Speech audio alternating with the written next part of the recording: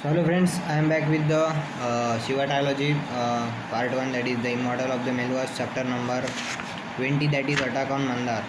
So Mandar, as you know, is the chief territory of Kashmir, that is owned, that is Mount Mandar, and there all the scientific experiments are to be done.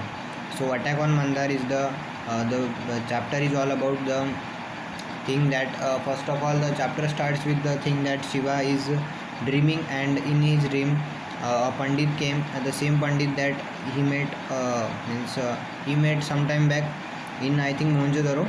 And that pandit of Mohenjo-daro has also said that he had a means identical, and the next time he met Shiva, he will tell the story. But as he is in dream, he is dreaming, Shiva is dreaming, so the pandit didn't tell the story to Shiva, and he just discusses means a simple concept of means he just asks question that why is this leaf means that you are seeing is green. So Shiva just answers the simple logic, means in very detail he answers, not that's a simple logic, but in detail he explains that how the sun rays are dropping on that leaf, and of all the rays that means all the colors that sunlight reflects, the all the green color is only that the leaf is not able to absorb within it, and the same thing is reflecting, and that's why the color of the leaf is green.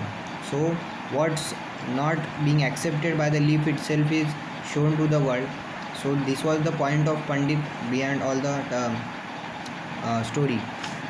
And at the end, means the story comes to an end, and so pandit just disappears because it was a dream, and shiva just woke up, and he finds something critical, and there's a thing that there was an attack on Mount Mandar, and for the same Parvateshwar, Sati, and means that Veerbhadra and Nandi all get ready for going to Mount Mandar.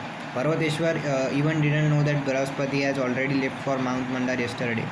And so this was the end of the chapter. I will meet you in next chapter. Thank you.